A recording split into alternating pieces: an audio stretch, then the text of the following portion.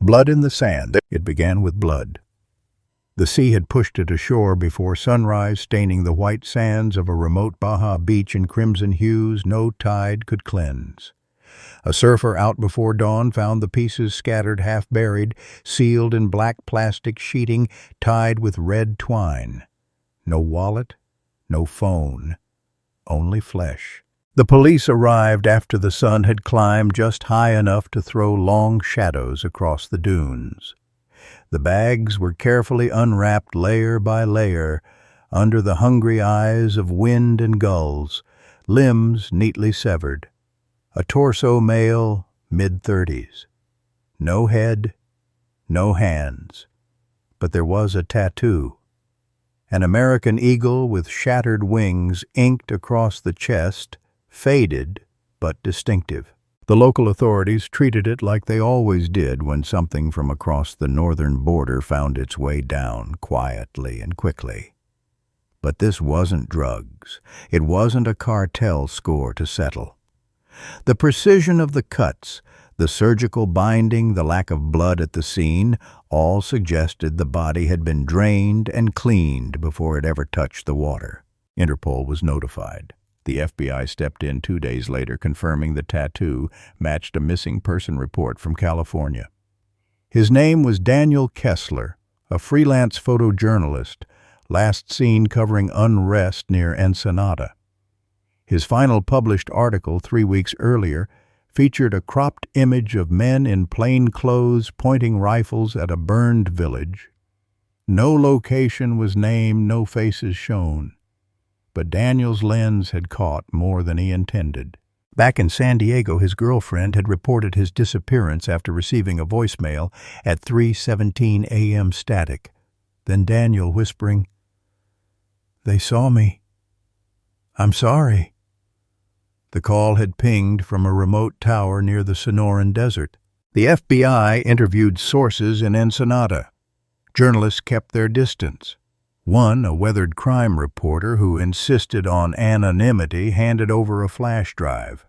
It held a single JPEG, grainy black and white time stamped 2 days before Daniel vanished.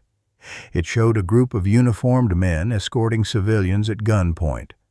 But in the corner, Daniel, camera in hand, hiding behind a broken jeep. Who were the men? Not Mexican military, not cartel. The uniforms didn't match anything official. And that's when the FBI analyst noticed something chilling.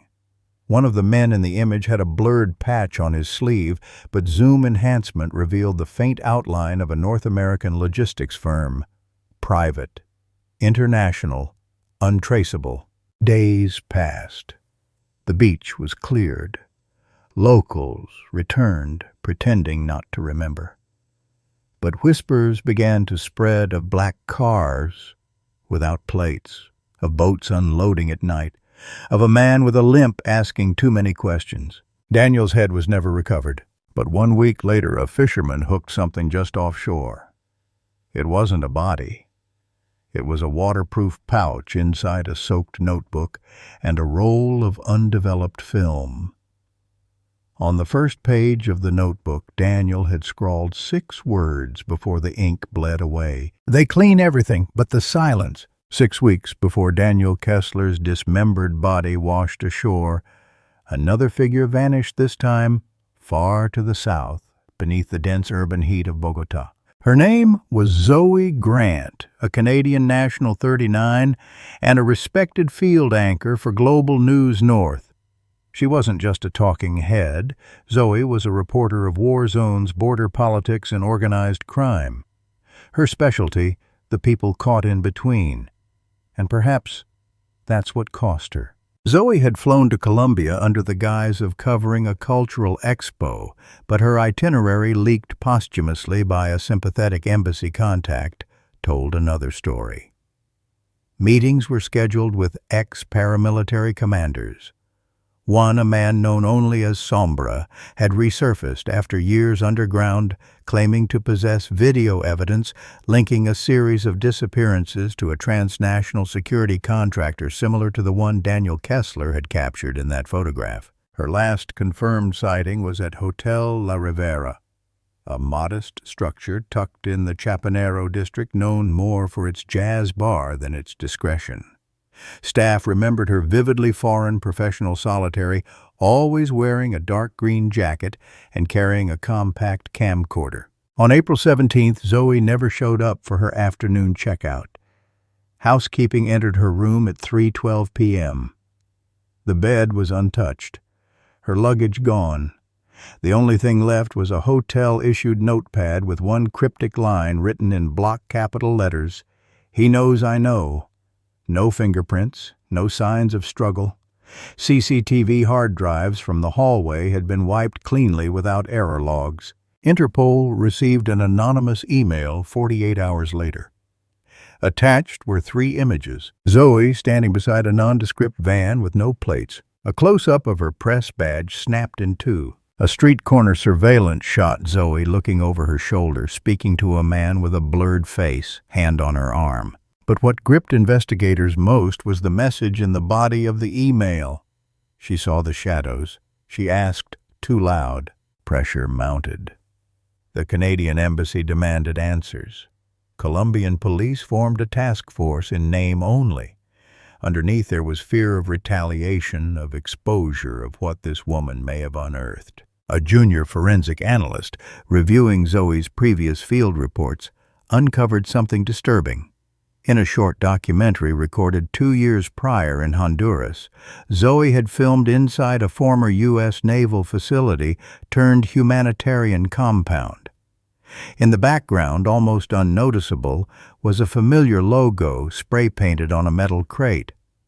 The same emblem Daniel Kessler had unknowingly captured a falcon with wings folded over a globe. This wasn't coincidence, it was convergence. Weeks later, a former fixer of Zoe's stepped forward under the condition of total anonymity.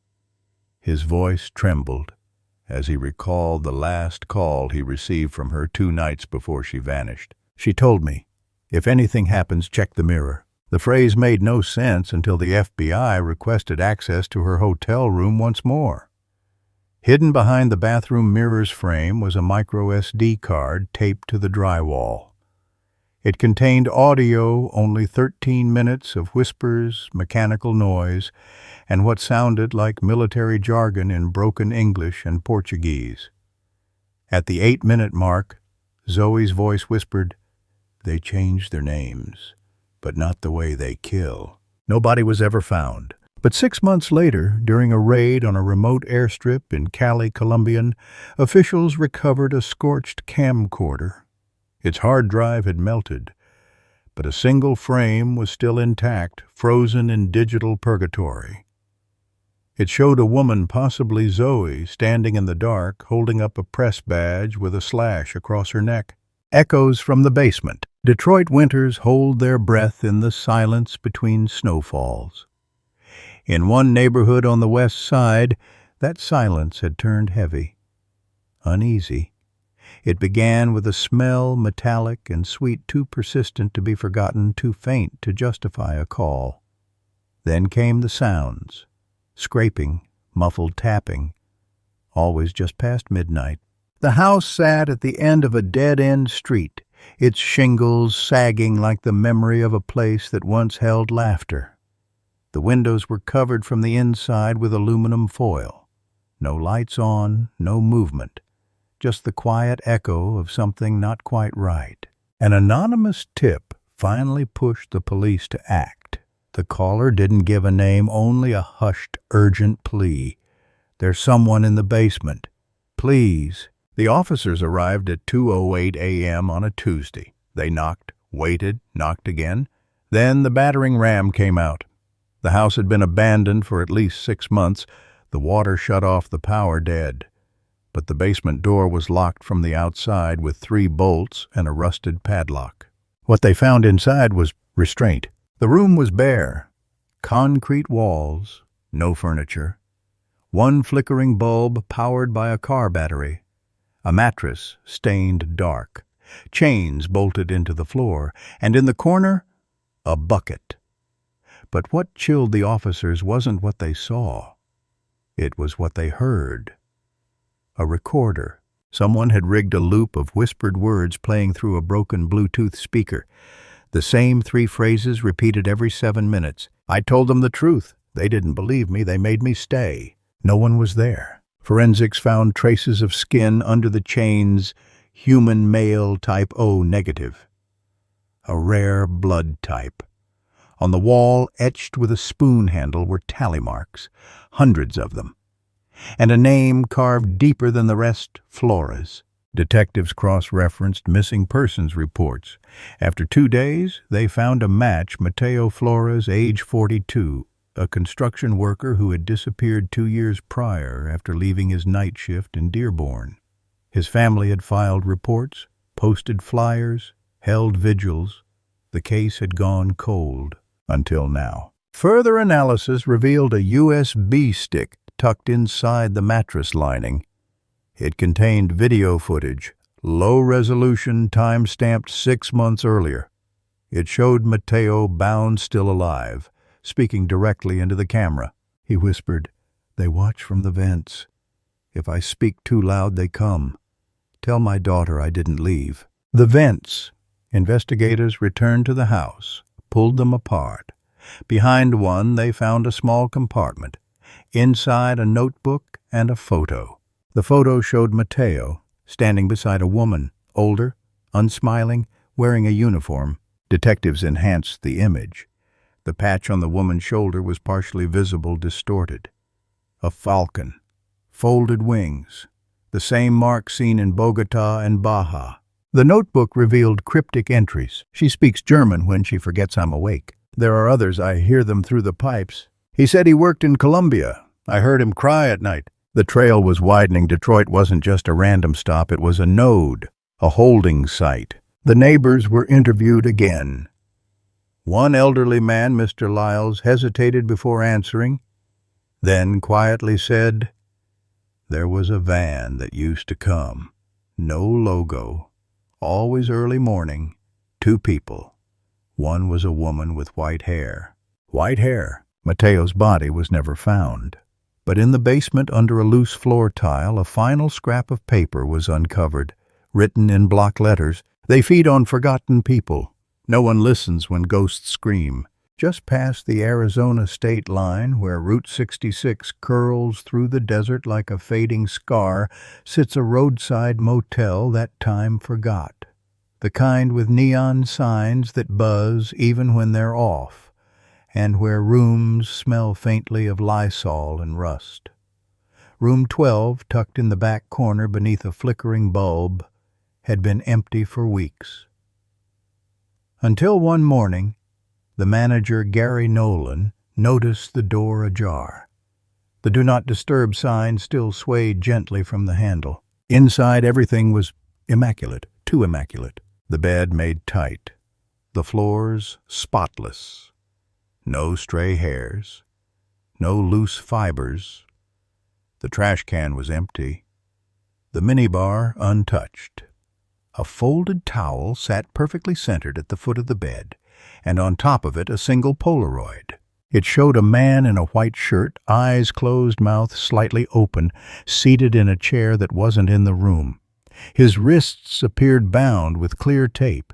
The image was time-stamped, 02:13 a.m., but there was no body. Local police responded with the usual protocol, cordon off photograph dust for prints.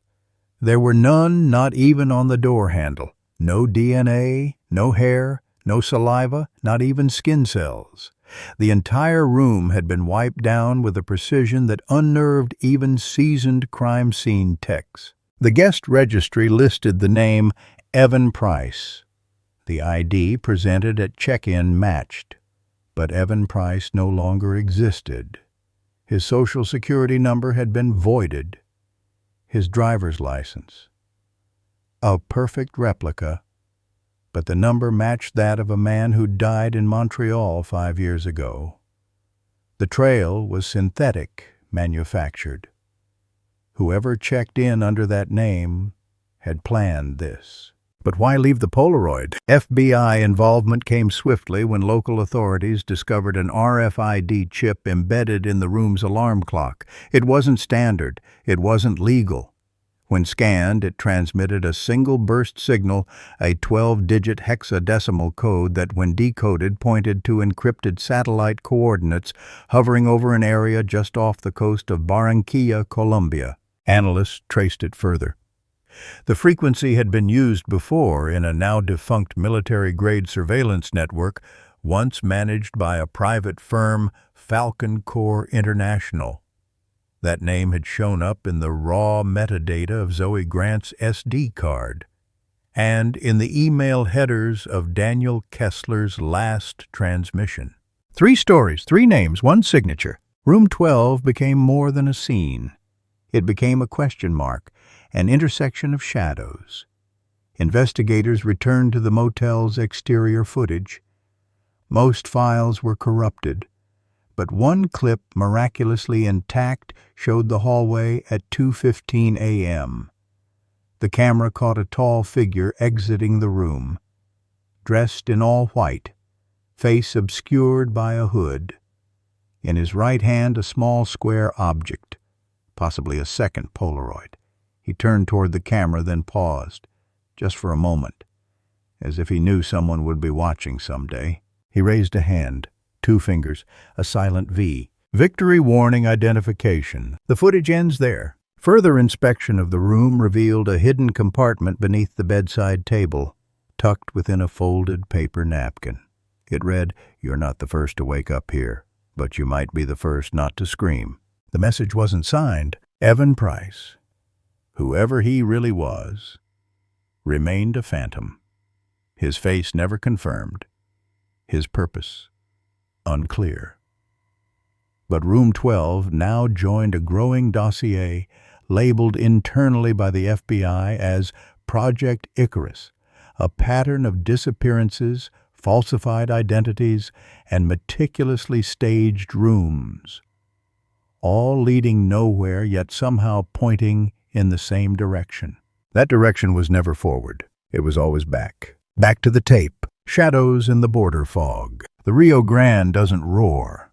It murmurs. A constant hush of moving water brushing against rock and rusted fence line.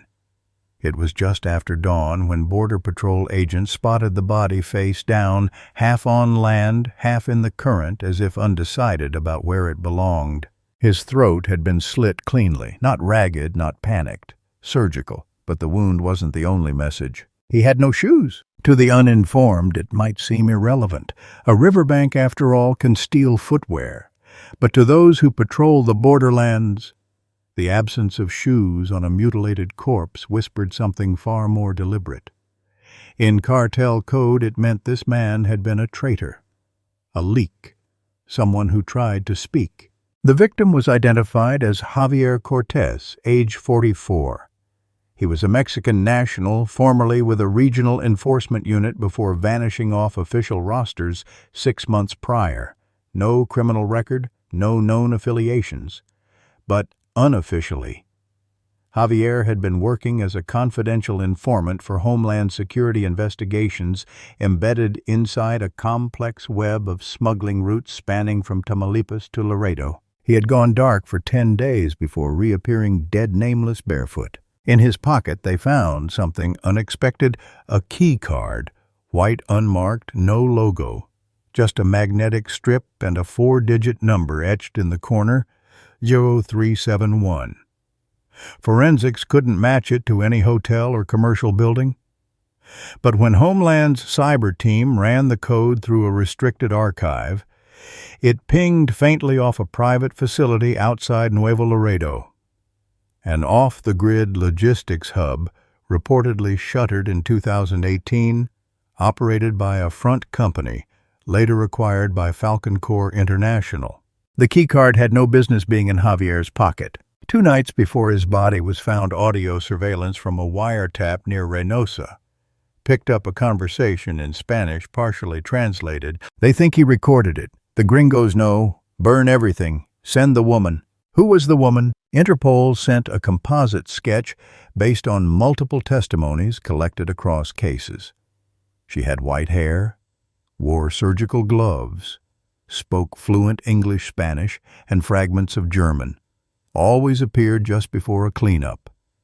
She had a name whispered, not confirmed, La Medica. The border trail grew colder by the hour. The fog, literal and political, thickened. A local rancher turned in a weather-warped drone he found caught in barbed wire 3 miles from the body site. It was military-grade yet stripped of tracking. The footage was intact, if grainy. It showed an unmarked black SUV pulling up at 2:43 a.m. near the river's edge. 2 figures exited. One dragged a body, the other lit a cigarette. Just before the drone's feed cut out, the cigarette glowed in the dark. A brief flash of white hair caught the moonlight, and then gone. The body was positioned, not dumped. The throat was cut with precision, not rage. The feet were bare, not forgotten. Each detail intentional, each part of a choreography that had repeated itself in too many regions under too many names. But now, a pattern was emerging, not in the brutality, but in its quiet. These weren't cartel executions. These were erasures. And someone had mastered the art of removing people without leaving questions unless you knew how to listen for the whispers behind the tape. Fragments of a diary. The notebook was discovered in pieces wedged beneath the loose floorboard of a girls' dormitory in East Vancouver. The building had been closed for asbestos abatement, but a late inspection crew found the torn paper while checking for rodent nests. What they unearthed wasn't vermin, but a voice preserved in ink and fear. The handwriting was small, urgent, and erratic. Some entries were dated, others not. But one name kept reappearing: Elise Tron, age 16, reported missing nearly a year earlier. Her case had received brief media coverage, quickly overshadowed by another protest downtown. She had left behind no phone, no bag, no trace. Only the distant echo of a girl who had stopped being noticed. Until now, the pages, though damaged by moisture, told a slow unraveling. Elise wrote in fragments paranoia laced with clarity. She described late-night visits to a nearby community center where she claimed to meet a woman who never blinks. The woman gave her a journal to help sort the noise. But Elise's entries suggested something else. She began referencing sessions, questions with no answers, and a place she called the White Hall. Not a room, but a sensation. One passage read, "They call it memory work, but it feels more like forgetting. I lie still while they talk, and something gets quieter in me." A later entry mentioned numbers, strings of digits she claimed were spoken in her sleep. Coordinates, maybe. One set stood out: 49.28227, 123.1207, a location traced to an industrial facility near the Vancouver port. That warehouse had burned down 6 months ago. The cause was listed as electrical. But satellite records showed no storm activity that day, no overuse of power. Just a van arriving at 3:02 a.m., leaving at 4:11 minutes before the fire began. What burned wasn't the only mystery. What didn't was worse. Fire crews recovered a steel locker that had somehow survived the blaze. Inside, several school ID badges, a stack of used blindfolds, and an old Polaroid camera. One of the photos was still inside. It showed Elise, eyes open, mouth slightly parted, a bruise forming along her jawline. She appeared seated, restrained, and behind her, partially obscured by shadow, stood a woman. White coat, white hair, gloves. La Medica. The diary fragments were authenticated. Elise had written them. Yet her family denied ever knowing about the journal. Her mother, weeping during the interview, said Elise had become quiet, like she was being erased one day at a time. The police dismissed it as emotional trauma. The press moved on. But the investigators on Project Icarus didn't. Cross-referencing other disappearances within a 10-mile radius revealed a pattern: 4 other teens, each reported missing within a 2-year span. Each had attended the same after-school program, where Elise had met the woman who never blinks. The center had since shuttered, citing funding losses.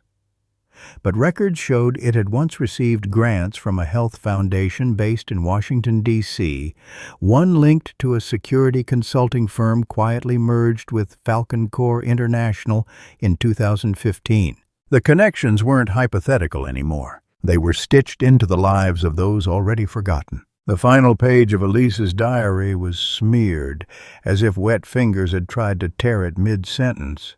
Only 4 words remained legible. She said, "I'm next." Elise was never found. But her voice, torn, stained, trembling now, lived in evidence bags, digital scans, and the growing certainty that someone was orchestrating a symphony of silence across borders. And the notes had begun to repeat.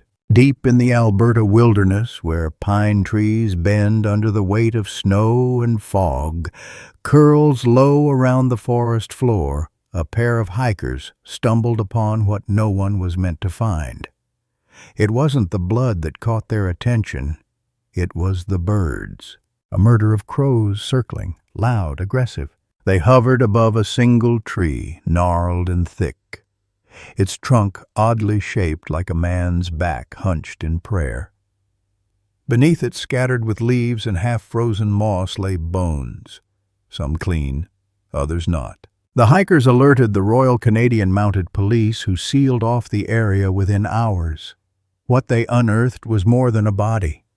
It was a message carved into silence. The remains belonged to Adam Rice, a 34-year-old software engineer from Calgary, reported missing 6 months earlier during a weekend solo hike. He was known to be meticulous, reserved, and obsessively curious. His sister told investigators Adam had recently grown paranoid, whispering about pattern breaches and them watching the numbers. At first glance, his death seemed accidental. Exposure, maybe. A fall.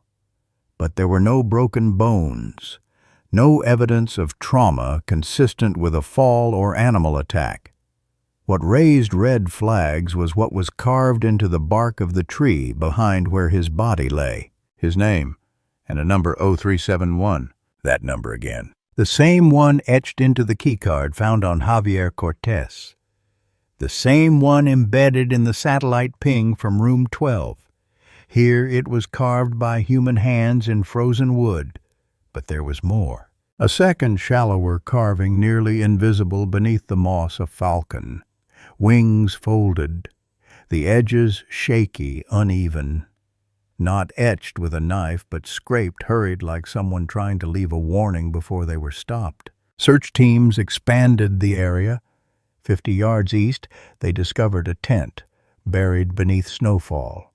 Inside was a waterlogged field notebook.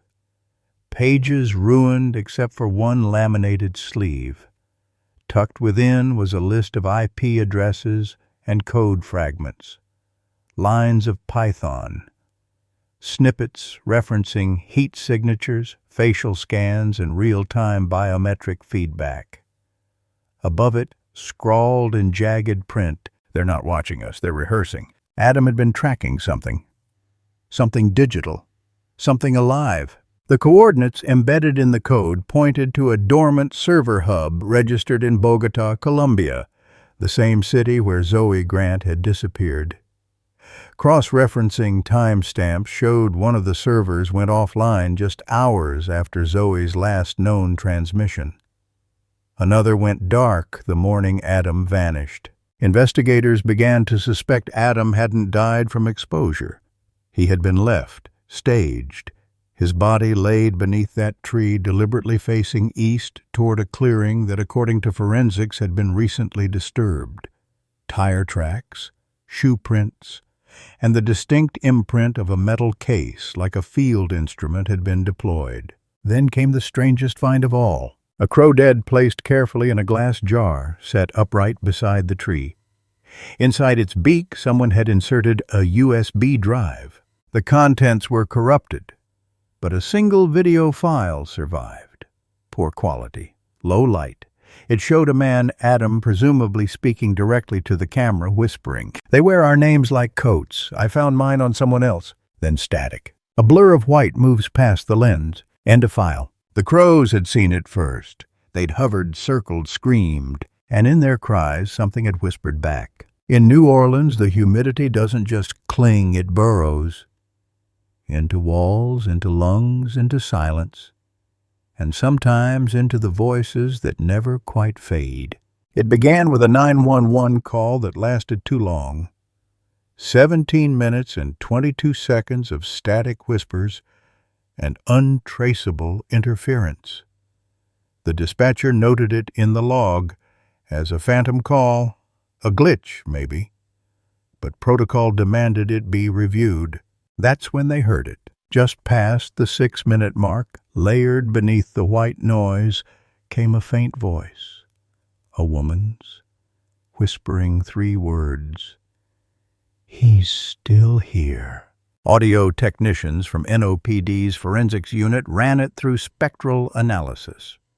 There were 5 separate audio layers embedded within the file, almost as if someone had stacked voices, time-shifted them, and buried them under a decaying signal. It wasn't random.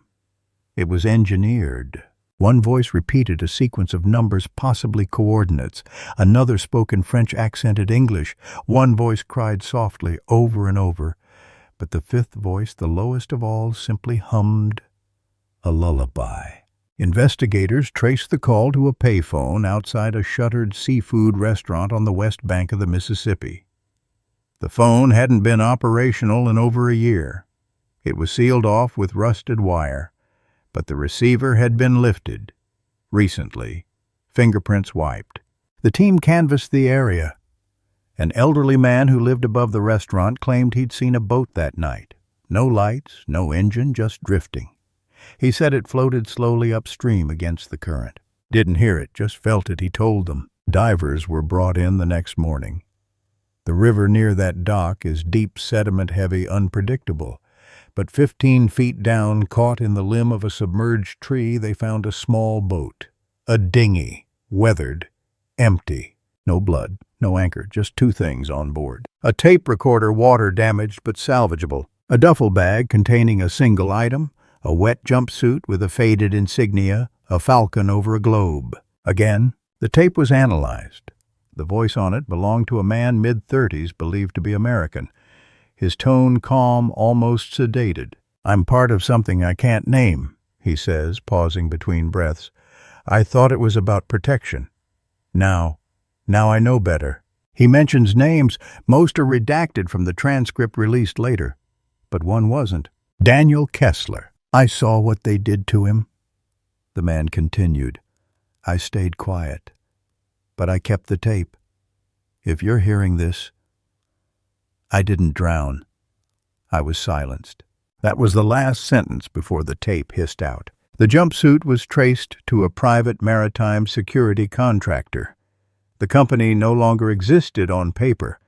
It had been acquired by Falcon Corps International in 2019, then quietly dissolved the following year. And yet its symbols lived on walls in code on the bodies of the lost. The FBI agent assigned to the New Orleans call, a woman named Delaney, found herself waking at 3:13 a.m. every night for weeks after. The same time the call was logged. At first she told herself it was stress.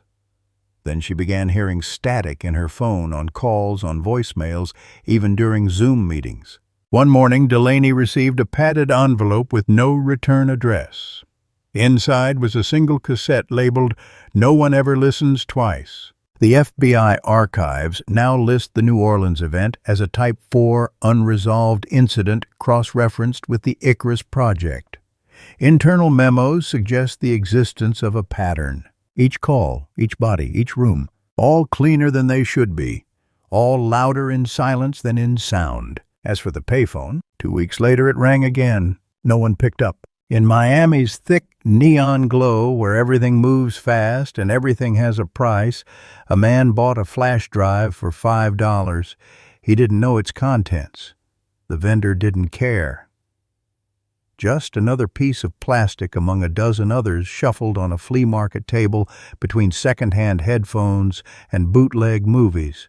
But the drive held more than forgotten files. It held a death. The man Raymond Hsu, a data recovery technician visiting from Chicago, plugged the drive into his laptop that evening out of idle curiosity. What he found sent him into a cold, breathless pause. A folder labeled simply Proof. Inside a single .mp4 file. Time-stamped 2 years prior. No metadata. No description. Just motion. The video opens in silence. No soundtrack. No voice. Just the image of a room, white walls, a metal table, a chair. A person sits in the frame, their face, swollen eyes barely open, dried blood at the temple. A gloved hand appears from off-screen and lifts the subject's chin. The person tries to speak, but nothing comes out. The camera zooms in. The subject wears a dog tag flipped backward. When the frame adjusts, a name is visible, G. Melendez. Cross-referencing missing persons records reveals a match. Gabriela Melendez, age 29, last seen boarding a private vessel bound for San Andres Island. The voyage had been unregistered, a research cruise sponsored by a shadowy NGO whose donor files disappeared shortly after Gabriela's case went public.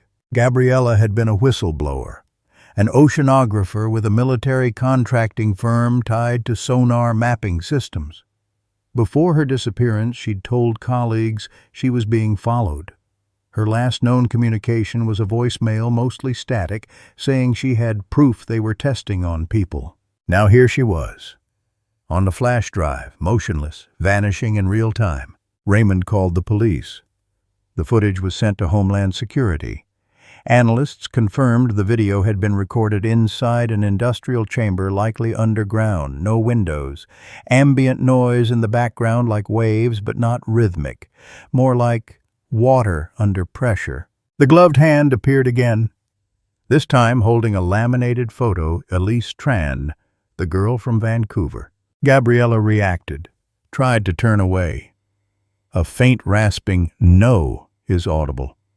Then the screen went black. But the final frame, frozen and analyzed, showed something in the corner of the table. A patch, worn, faintly embroidered with a falcon. And below it, letters, FIQ 371, Falcon Core Internal Containment Unit. The name had never appeared in official documents. It had lived only in code, buried in file headers, encryption keys, and whispered rumors across 3 continents. But this was proof. And then the twist. The flash drive self-erased. Raymond left the room for water, came back 5 minutes later, and watched helplessly as the screen glitched and the folder labeled Proof disintegrated. 1 file at a time. No malware, no virus. A timed wipe, built in. Investigators confirmed the deletion was triggered by exposure to sustained light. A photosensitive component, military grade. Raymond was placed under protective custody. 2 days later, he disappeared. Security footage at the hotel where he'd been staying was corrupted again. The only image that survived was a single frame captured in the elevator mirror. It shows Raymond standing alone. Behind him, just barely visible in the reflection, is a figure in white. White coat, white hair, no eyes. Project Icarus files now include the Miami flash drive under category Omega, confirmed media presence, post-event erasure linked subject trauma. But the drive's contents had already been backed up by Raymond unknowingly to his cloud sync. And in that backup, buried deep, was an audio file. Gabriela's final whisper, "This isn't about control, it's about rehearsal. We're the rehearsal." The man who forgot to run. Nevada deserts are full of secrets buried under sand, sealed in bunkers, or left to rot in surveillance footage no one ever watches. But some secrets don't hide. They wait. Carter Lee was a surveillance technician, contracted to monitor internal feeds for a classified data hub near Tonopah. A former telecom engineer with no criminal record and a spotless clearance, Carter had the kind of job no one ever asked about, and most people forgot he had.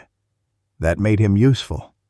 That made him invisible, until he disappeared. It was a Tuesday.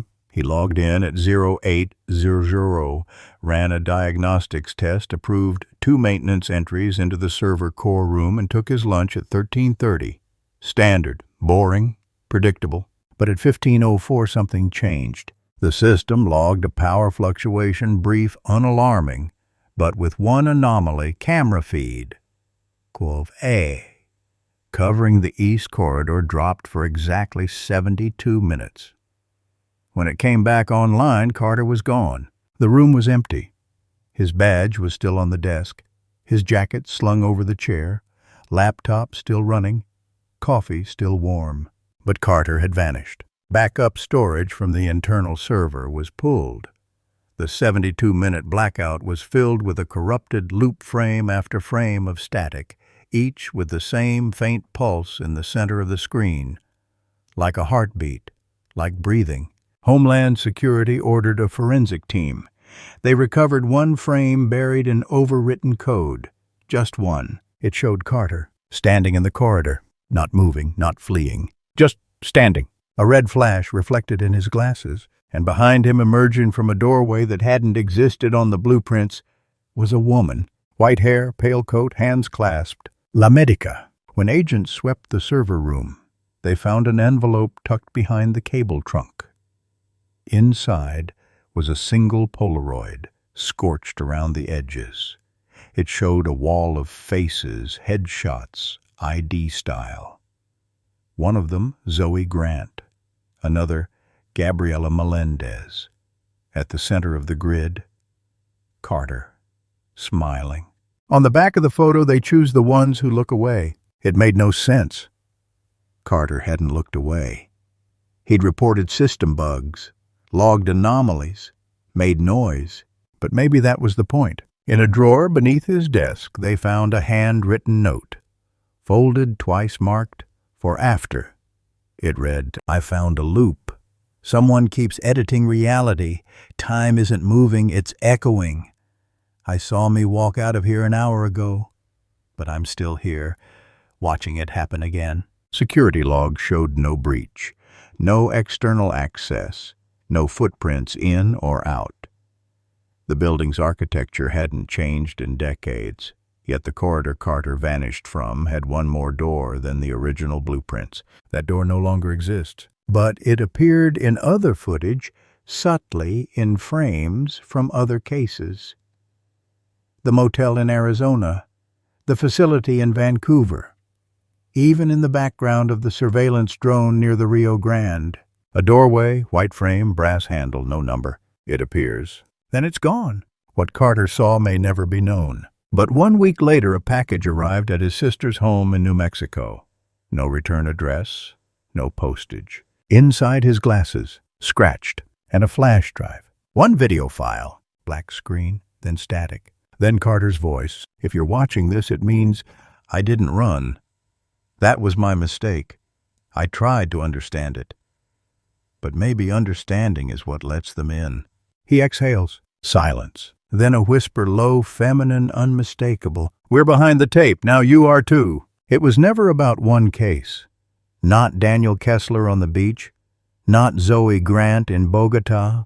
Not Elise. Not Javier. Not Carter. None of them, and yet somehow all of them. Because the silence didn't stay still. It traveled. Through borders, through systems, through signal. It nested in audio and hallway cameras in the space between breath and recognition. And those who noticed it, those who dared to look behind the tape, disappeared. But traces remained. The FBI's Project Icarus compiled a single red file locked in Level 7 access. Inside, someone had written by hand in permanent ink, "We didn't find the pattern found us." It listed the names. 17 of them. Only 6 bodies recovered. 3 presumed alive. 8 vanished completely. Each tied not by profession or purpose, but by interruption. They had interfered with something rehearsed, precise, continuous. They had stumbled into scenes staged too carefully to be coincidence. Across the file's pages were photographs, burned edges, forensic diagrams, decrypted code fragments, and most chilling, a series of sketches. Doorways, each identical. No hinges, no light beneath. Just a space framed by geometry too clean for randomness. Those who saw the door the file implied were never the same. And still someone was listening. 2 months after the last known Icarus case, a radio technician on a Coast Guard ship near the Bermuda Triangle picked up a faint signal on an unregistered frequency. Just static at first, then a soft, looped voice. "This is not the final version. This is rehearsal. This is rehearsal." Then silence, until the line cracked and a second voice entered, calmer, colder. "You're not observing this. You're inside it." Investigators returned to the source locations, now mostly deserted or condemned. The motel in Arizona had burned. The warehouse in Vancouver condemned. The server room in Nevada officially decommissioned. But the spaces remained, empty but aware. Each room felt off sound, carrying too far or not far enough. Walls absorbing footsteps, objects that weren't there until they were. Back in Detroit, the basement had been filled in. Cement poured over the chains, over the mattress. But a month later, a maintenance worker found something in the wet concrete. Letters. Only one word. Again, not a warning, a schedule. Now the case folders are sealed, agents reassigned, whistleblowers buried in non-disclosure. And yet, in the background, the same sequence returns: online posts vanishing seconds after publishing phone calls with no origin recordings, corrupted at exactly 03:17 a.m. The silence still moves. The rehearsal continues, and what was once hidden is no longer afraid of being seen, because now someone is listening. Someone like you. Someone who's followed the whispers, watched the shadows, traced the threads. The real question isn't whether they're still out there. It's whether you've already passed through the door and just haven't noticed yet. The desert winds return to their quiet sweep. The forests hush beneath moonlight. The river flows unknowingly above the ghosts that gave it new names. And all that remains is what they left behind. The scent of bleach, a whisper in the static, a doorway with no destination, and silence too deliberate to be natural. Thank you for following this crime-solving journey. If you find it interesting, don't forget to subscribe to the Crime Trail channel so you don't miss out on upcoming exciting stories.